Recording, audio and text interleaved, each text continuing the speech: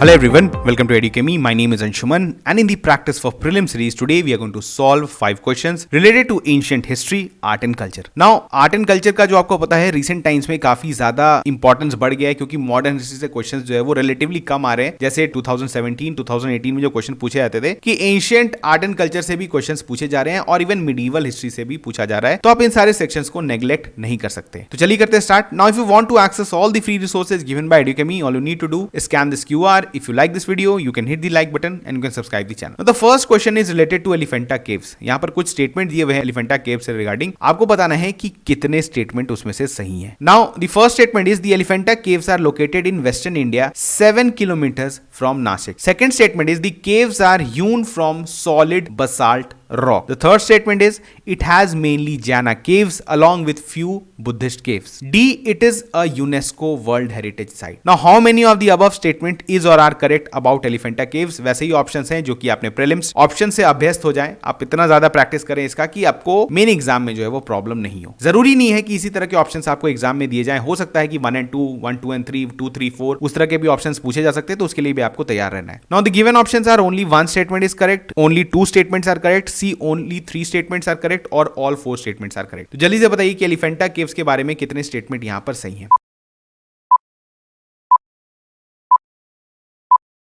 तो यहां पर सही है ओनली 2. अब वो 2 स्टेटमेंट्स जो सही है वो कौन कौन सा है? Statement B and statement D. अब स्टेटमेंट ए जो है वो गलत है. वो गलत क्यों है? क्योंकि एलिफेंटा केव्स जो है वो अप्रोक्सीमेटली जो है वो 7 kilometres from the Mumbai's main land शोर से जो है वो वेस्टर्न इंडिया में ही है सिचुएटेड. और ये मुंबई से जो है करीबन 7 किलोमीटर दूर एक आइलैंड है जिसको हम लोग जानते हैं एलिफेंटा आइलैंड के नाम से. तो डेफिनेटली ये नासिक से 7 किलोमीटर नहीं हो सकता. देखिए इस स्टेटमेंट का देने का जो मेरा मकसद था कि यूपीएससी आपसे रैंडम स्टेटमेंट देती है. नाउ यहां पर आपका जो है वो टेस्ट हो रहा है. एक तो आपको कि एलिफेंटा आइलैंड्स के बारे में, एलिफेंटा केव्स के बारे में हमको पता चाहिए. दूसरा आपको ज्योग्राफी भी पता होना चाहिए कि मुंबई और नासिक कहां पर है. तो नासिक डेफिनेटली जो है वो कोस्ट पे नहीं है और कोस्ट ये एक आइलैंड है. अगर आप नासिक से अगर हम लोग बोलेंगे तो डेफिनेटली ये स्टेटमेंट गलत हो जाएगा. तो इस चीजों को आपको छोटा चीजों को ध्यान देना है. अगर आपको सिर्फ इतना भर पता होगा कि it is situated somewhere in Maharashtra तो आपसे ये गलती हो सकता है. तो आपको क्लैरिटी होना चाहिए चीजों के बारे में कि एक्चुअली इसका लोकेशन कहां है. और अगर नासिक से बोला जा रहा है 7 किलोमीटर तो क्या ये पॉसिबल है? Because Nashik is not on the शोर. ये शोर पे नहीं है. तो डेफिनेटली ये एक आइलैंड है और आइलैंड जो है वो कितने दूर है? 7 किलोमीटर फ्रॉम मुंबई मेनलैंड. तो यहां पर ये स्टेटमेंट जो है वो पहला गलत हो जाता है. जस्ट एक रैंडम स्टेटमेंट था, लेकिन आपको दिमाग लगाना है क्योंकि इस तरह के स्टेटमेंट्स आपसे यूपीएससी भी बनाकर क्वेश्चन पूछ सकता है. अब इसको हम लोग देखें तो इसका कंस्ट्रक्शन कब हुआ था? Mid 5th to 6th century AD के बीच में हुआ था और most of the caves are dedicated to lord Shiva. यहां पर जो हमने दे दिया स्टेटमेंट कि this is related to Jaina caves. कुछ बुद्धिस्ट केव्स हैं वहां पर, लेकिन मेजॉरिटी जो है जो आप बोलेंगे वो है कौन? आपका यहां पर हिंदू केव्स हैं. और यहां पर आप देखेंगे जो बेसिकली हिंदुत्व से रिलेटेड जो यहाँ पर केव्स हैं और उसमें क्या है मैक्सिमम जो है वो लॉर्ड शिवा का यहाँ पर बना हुआ है. अगर आप देखेंगे तो इसमें बेसिकली जो है साइट्स में कंसिस्ट होता है 2 कैटेगरीज है केव्स का यहाँ पर. जो फर्स्ट लार्जर ग्रुप है that is Hindu caves and second is smaller group featuring 2 Buddhist caves. तो यहाँ पर आप देख रहे हैं हिंदू केव्स जो है वो ज्यादा है और उसके बाद जो है वो बुद्धिस्ट केव्स है, लेकिन जैना केव्स जो है वो यहाँ पर नहीं है. तो डेफिनेटली ये स्टेटमेंट गलत हो जाता है. नाउ जो आपका चौथा स्टेटमेंट था ये बिल्कुल सही है. It is designated as UNESCO world heritage site. चलिए moving forward to the next question. What was agrahara in Chola kingdom? आपको बताना है कि अग्रहारा जो थे वो क्या थे चोला किंगडम में. Now the first given option is it was a tax imposed on imports of good. B,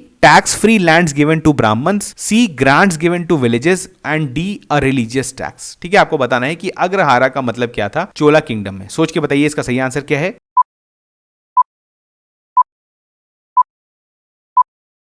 इसका सही आंसर है tax free lands given to Brahmins. तो जानते हैं हम लोग क्या होता है. देखिए in Sanskrit agrahara denotes land immune from leasing privileges. Now agraharas comprise land, villages और fields granted exclusively to Brahmins. Now जो ब्राह्मण्स होते थे उनको ये लैंड दिया जाता था किंग के द्वारा और इस पे कोई भी टैक्स नहीं वसूला जाता था एडमिनिस्ट्रेशन के द्वारा. तो this was a tax free land given to Brahmins. Now these areas enjoyed exemption from taxes and possessed various administrative immunities. बहुत सारे एडमिनिस्ट्रेटिव इम्यूनिटीज पर दिए जाते थे. और अगर आप देखेंगे ना कुछ ऐसे किंगडम्स हैं, चोला हुआ, विजयनगर हुआ, मिडिवल में तो बहुत सारे ऐसे किंगडम्स हैं जहां पर आपको एडमिनिस्ट्रेशन के बारे में पढ़ना पड़ेगा. बिकॉज रिसेंट टाइम्स में यूपीएससी एडमिनिस्ट्रेशन से रिलेटेड कुछ टर्म्स आपसे पूछ सकता है. कोई टैक्स हो, अगर आप बोलेंगे तो वहां पर इकोनॉमिक सिस्टम हो, तो उस पर बेस्ड क्वेश्चंस आपसे पूछे जा रहे हैं. ना यहाँ पर अग्रहारा को और भी नाम से जानते हैं, दैट इज घटोका. ठीक है, तो इस नाम से भी अग्रहारा को जाना जाता है, लेकिन उसका क्या मतलब है आपको, जिसमें बिल्कुल टैक्स फ्री लैंड जो ब्राह्मण्स को प्रोवाइड किया जाता था बाय द किंग्स. चलिए moving forward to the next question. What shared pursuit unites Tyagaraja, Muthuswami Dikshitar and Shyama Shastri. आप बोल सकते हैं डिग्निटरीज हैं, बड़े लोग हैं, ये किस चीज से रिलेटेड है, ये कौन सा कॉमन परस्यूट जो है वो इनको जोड़ता है। The first is Tamil poetry and prose, second is Carnatic music, C temple architecture से रिलेटेड है क्या, या डी थिएटर प्रेजेंटेशन। सोच के बताइए, अगर आपने डेफिनेटली पढ़ा हुआ है इनके बारे में, क्योंकि ये बहुत ही फेमस पर्सनालिटीज रह चुके हैं, तो आपको बताना है कि ये किस चीज से रिलेटेड है।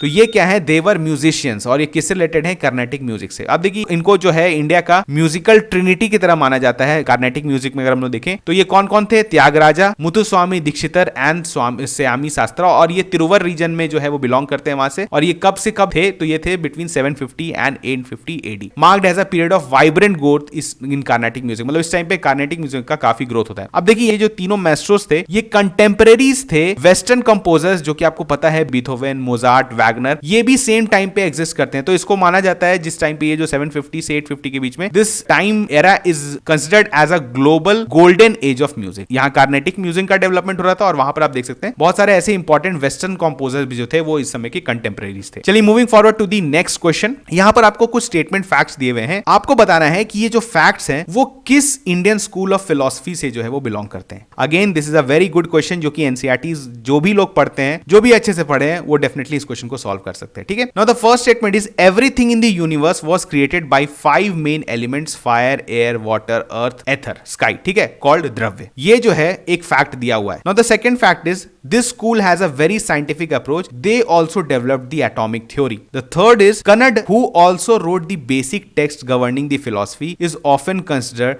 The founder of the school. तो ये जो फैक्ट्स हैं ये किस इंडियन स्कूल ऑफ फिलॉसफी की तरफ पॉइंट कर रहे हैं, आपको ये बताना है। The first is Vaisheshika, B Nyaya, C सांख्य, और डी वेदांत। आपको बताना है ये जो फैक्ट्स हैं ये किस इंडियन स्कूल ऑफ फिलॉसफी से रिलेटेड है। अगेन जो हम लोग पढ़ते हैं कि हमारे यहाँ कितनी फिलॉसफीज डेवलप हुए over the period of time, सबका कुछ कुछ अलग जो है उन्होंने परस्यू किया, सबका अलग अलग नॉलेज बेस है उस। तो ये जो फैक्ट्स हैं ये किस फिलॉसफी में पढ़ाया जाता है, किस इंडियन स्कूल ऑफ फिलॉसफी में इसको पढ़ाया जाता है। तो इसका सही आंसर क्या है, जल्दी से सोच के बताइए।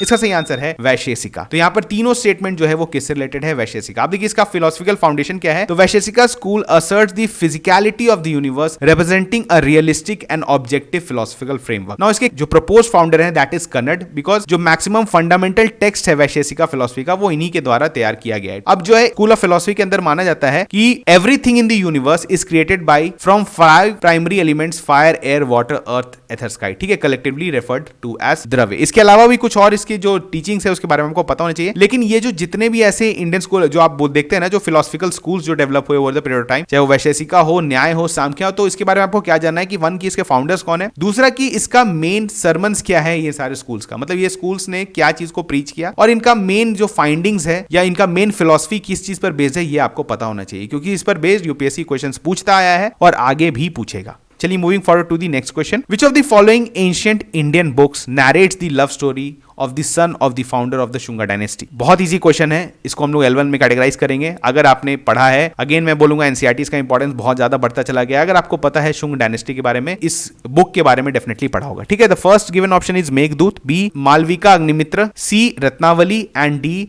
आप देखेंगे तो स्वप्नावस्था व दत्ता। ठीक है, प्रोनाउंसिएशन पे ज्यादा ध्यान नहीं दें, लेकिन आपको बताना है कि इसमें से सही ऑप्शंस कौन से हैं। जल्दी सोच के बताइए इसका सही ऑप्शन क्या है।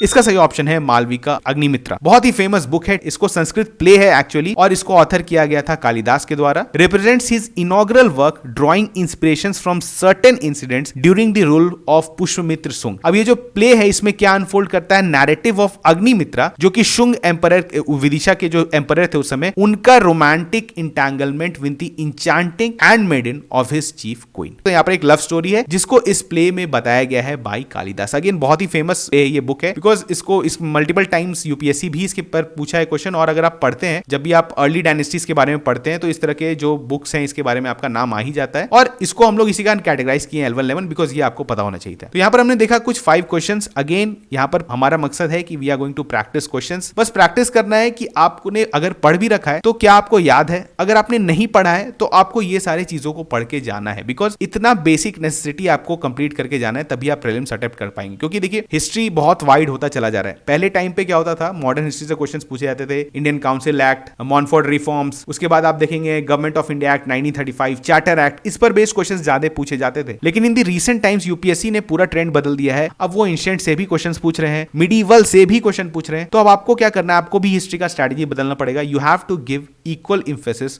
On all the 3 parts of the history, ठीक है, चाहे वो मॉडर्न हो, चाहे वो आपका एंशिएंट हो या मिडीवल हो। तो इसी तरह से हम लोग क्वेश्चंस लाते रहेंगे, आप प्रैक्टिस करते रहिए। जो भी पार्ट आपको लगता है कि मिसिंग है उसको आप फिर से रिवाइज करिए। एनसीईआरटीज बहुत इंपॉर्टेंट हो गए, एनसीईआरटी को मिस करके नहीं जा सकते हैं। यूपीएससी जो अपना क्वेश्चन है उसको बेस कर रहा है इन एंड अराउंड एनसीईआरटीज। तो डेफिनेटली आप जो एंशिएंट हिस्ट्री से रिलेटेड या आर्ट एंड कल्चर से जितने भी एनसीईआरटीज हैं 11th एंड 12th के, उसको आप डेफिनेटली पढ़ें क्योंकि वो बहुत इंपॉर्टेंट हो गया। ठीक है, तो चलिए मिलते हैं नेक्स्ट लेक्चर में, तब तक थैंक यू।